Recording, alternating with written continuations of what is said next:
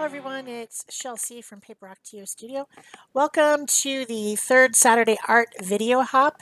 Make sure that you go down below my video when you're done with my video and hop through all the links, give them some love, all that free fun content that goes on every third Saturday of the month. I'm also doing an ATC challenge, ATC a day from our Art Joy of Sharing group, which I run with Peg Robinson. And today's prompt was to use a cereal box. This is that type of cardboard, waste cardboard that you would normally throw away, cut into an ATC size, 3.5 by 2.5. Also, there is a theme for this this hop that you can choose from, and I chose Midsummer, which is a celebration of the longest day, the most light, before the time starts changing and going back to getting shorter and shorter and shorter days. It's a really popular holiday celebrated in like Sweden and Finland. Also, people here where I live celebrate it as kind of a pagan holiday. Build bonfires, wear flower wreaths. There's the whole dancing around the pole type thing, those type of stuff. Fun holiday, just celebrating the day that has the most light. So I did a midsummer blessing writing on my card. It won't really show in the end. It's more of a design element. Before I did that, I painted both sides of the card because it is just it's just tagboard, not great paper. I gessoed it with gold gesso, and I wanted to get that warm, sunny color going, so I started out with the gold gesso. I did take my ink pad, I think it was a coffee colored ink pad, and go around the edges, which somehow got messed up in the video. But it's just, using the ink pad around the edges to make kind of a vignette. And then I wrote my blessing on there with India ink on a brush pen. It's a Pentel pocket brush pen. It was too dark, too black, so I used some glazing medium mixed with Titan Buff, and went over it to kind of calm down all those words because I don't want them to be the focus, but I wanted them to be there because it's a blessing for Midsummer. So I could tell you what it says, but I can't remember. I have it written down on a little piece of paper that's in the other room. So then I wanted to portray one of those little girls who wears the flower crown. I think that's the coolest thing as far as dressing up for this holiday, is wearing the fresh flower crown. I've always liked that. It kind of reminds me of fairies and fantasy, and I think it looks cool. I wore one at my wedding. I just like it. So that's what I decided to do. I drew a portrait type, whimsical type portrait, not realistic. I can't do realistic portraits. I can only do cutesy ones. So I kind of wish I could, but I'm not great at it. And then I did paint a couple coats of that Titan Buff acrylic paint, which is on my palette, on the face, to try to cover the writing that's on there. It's distracting. Then I used Neocolor 2 water-soluble crayons. These are a product from Crayon Dash, and it's like a water-soluble wax pastel. I love these. I use them all the time, especially for faces, because I like to do multiple layers on a skin to try to make it more luminous, using lots of different colors. So I scribbled the colors I wanted to use on my palette, and then I do have some of that Titan Buff still left on the palette, and I'm mixing it in along with water onto the wax pastel, the crayons, and mixing it together, and it makes it a little bit more smooth to blend and also more permanent if you do mix a little bit of acrylic with it.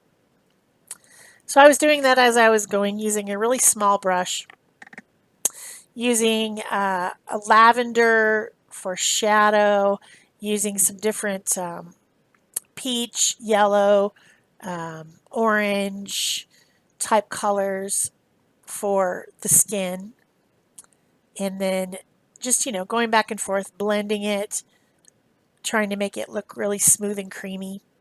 There will be multiple layers on there, so it's going to end up being kind of thick probably, but especially because there's a couple layers of the tight buff underneath there.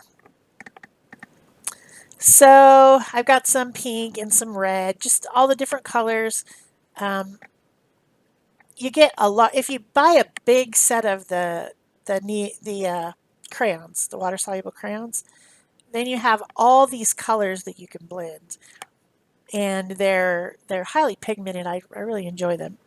So I decided to do the flower crown in collage. So I grabbed some different scraps of kind of translucent papers, rice paper, deli paper that has some colors on it.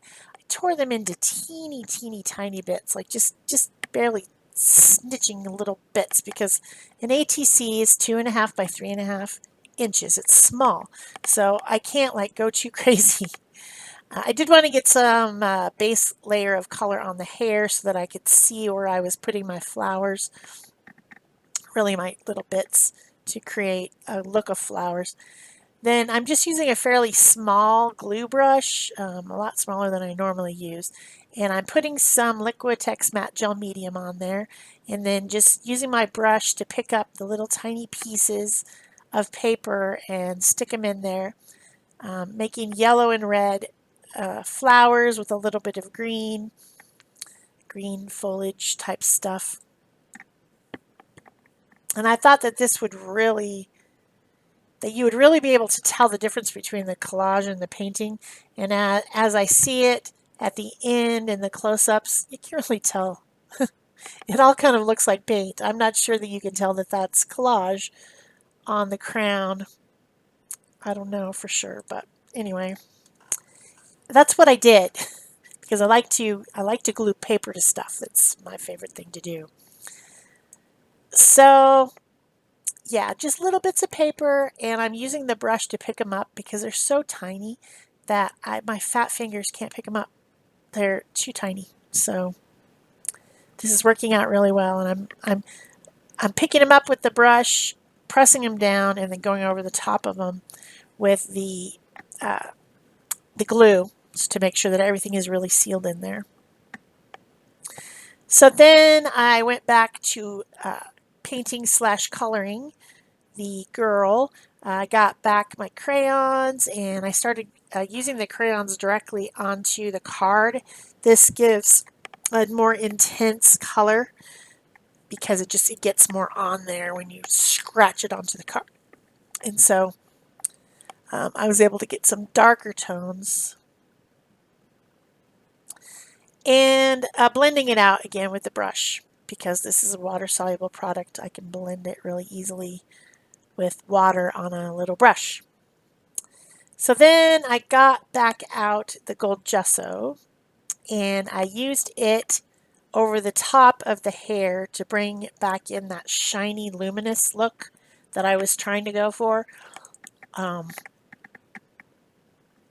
She should be somewhat blonde, blue-eyed blonde sort of person, but not, I mean, there's not that many people that have white blonde hair. We have layers of color in our hair. So that's what I was going for. I started with a medium brown, went to a dark brown, then I put the gold over the top, and then I do add in some other colors in a bit. This pen is a brush pen that has sepia toned ink in it, and I'm using that to kind of do some illustration lines into the hair. It's a dark brown. But I forgot about it though, and I wouldn't probably do this again. The dumb thing is water soluble. And I mean, it's really water soluble. If you touch any fluid to it at all, it smears. So I'm going to have to take this card outside and give it a light spray, like maybe 3 light, very, very, very light sprays of sealer, because that stuff is not going to stay. It will smear if you look at it wrong. So it really is not designed for this. I was using it as if it was the Pentel Pocket Brush, which is black, and that one is India ink, and I didn't want black, I wanted brown. So I grabbed this other one, forgetting that it's not India ink. So then I decided after that, and it started smearing everywhere, even after I had dried it, that I would get out colored pencils, because those don't smear as much. So these are Prismacolor colored pencils, and I'm using them just to add in color here and there for fun, because I like them. And it's a pretty cool technique to do acrylic paint and pencil together. I don't do it very often, but I did it today. So then, once I'm done adding extra something with my pencils, I think I go back to ink again. I'm not sure. This is an ATC, which is a very tiny piece of art, but yet it took me as long as a large piece because I kept going over it and touching up and adding and touching up and adding, and that takes time. That's the nature of it. And this tends to happen when I'm doing any type of portrait, because I want that luminous looking skin. I want a lot of layers, so it just takes time. This is an 05 black illustration pen. I was trying to add in some detail to the very, very tiny eyeballs. Super tiny. And then back to the pencils with a little bit of extra color there.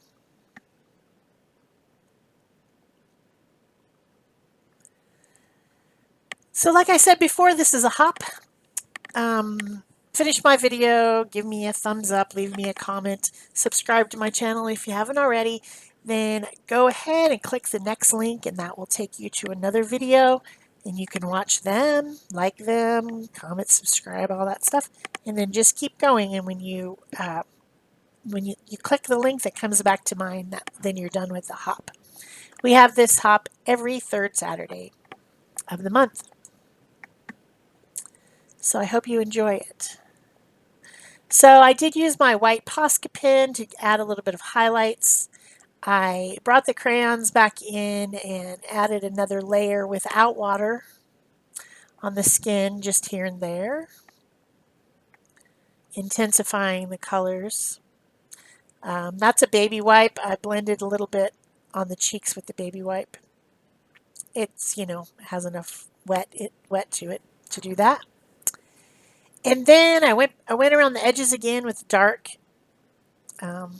ink. I printed Blessed Midsummer with my heat activated printer here, little label maker printer, and I stuck that on the card so that you'd know what it was about. Added a little bit of color to that because now it's super white. So I brought the crayons out and added a little color to that sticker so that it wouldn't look so white against everything else.